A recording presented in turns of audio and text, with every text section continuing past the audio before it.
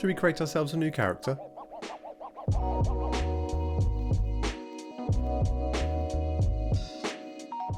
To start this build, we'll be using the Chaos Terminator set and Abaddon. And to begin, we'll be taking the base torso and the legs out of Abaddon's set. So, using the clippers, we will take out the torso, both the legs, and using Tamiya Extra Thin to fuse the pieces together. This gives us our great foundation to start with our kit bashing of the Terminator Lord. Next up is to remove the armour pieces for the torso. This is the front and the back side. With the armour pieces now removed, we can now test the pieces ready to see how we want the head to fit. As this will be a Terminator Lord, we can't have the Terminator armour without the classic Terminator head. Because the base torso comes with the back portion of Abaddon's head attached, we will use a rotary tool to remove the head and the neck.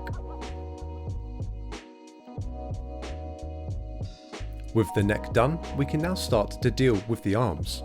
For the weapons, we'll be using some of the most brutal choices, a flamer and an axe. Well, I better go get me some dinner. So, removing these parts from the Chaos Terminator set, we'll want to cut the flamer arm piece at the elbow joint and smooth the connection points on the torso. Again, using Tamiya glue to fuse the pieces together. For the power axe, we will cut the hand off, shave the backside down and to get a flush fit, then fuse the pieces together.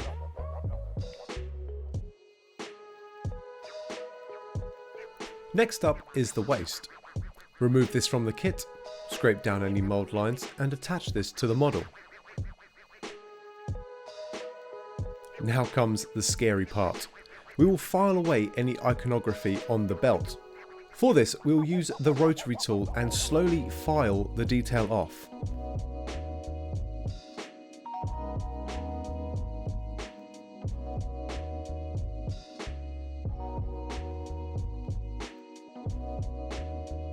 I'll use a sharp knife to remove any harsh lines and smooth any edges.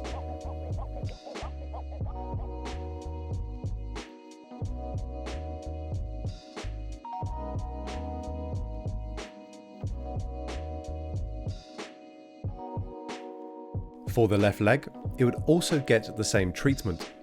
Cut out the piece, file off the iconography, smooth the filings and use Tamiya to clean the areas off.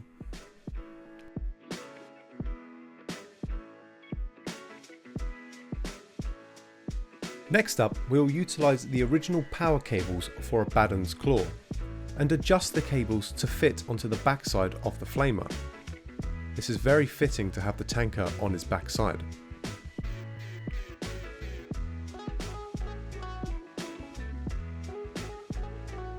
Finally, we will attach the chest cables and skulls. To continue the customization, we will be using some chains. For this, we'll be using Modeler's Jeweler's chain.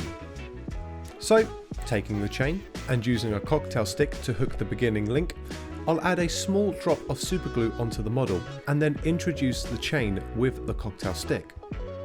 Once it starts to set, I'll use more superglue to fix more areas into place.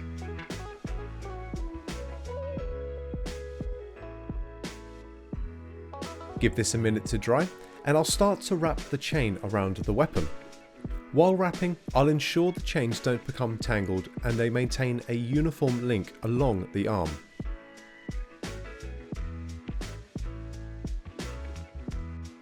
Once I've got the right amount on, I'll cut the end, put the last link into place, and then use superglue to fix the end of the chain. With this, I'll also dot superglue along the chain link. This will stop the chain from moving and turn the loose chains into a fixed solid piece.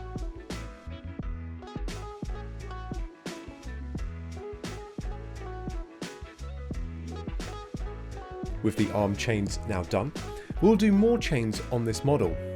I wanted to have the chains coming across the chest as if the chains are holding his armour together.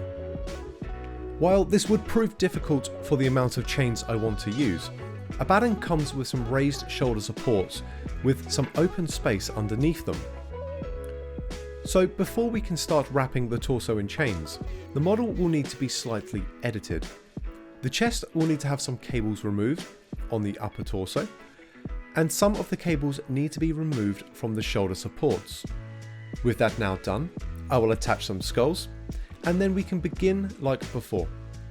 Use a cocktail stick to start the chain link, a small drop of superglue on the model, and then I'll wrap the chains around the torso and repeat the same process for the opposite side.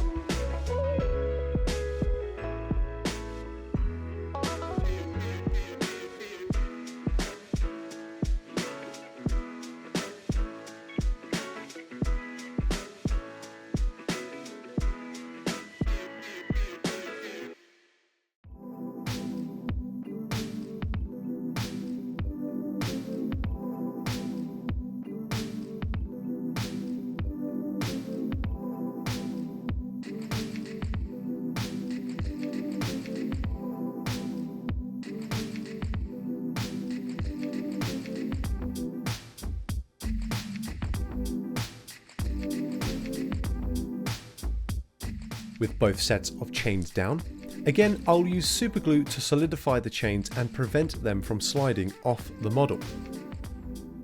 As for the shoulders, we will utilise some printed parts so they follow the theme of the old World Eaters and the theme of this army. Next is the same deal with the head, so let's glue this into place.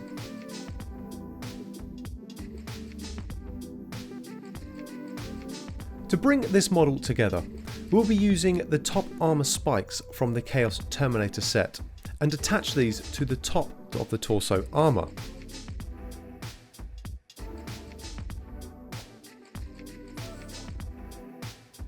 And now the most itching part of detail. Using the rotary tool, I'll drill out the barrels on the flamer. Instantly looks better.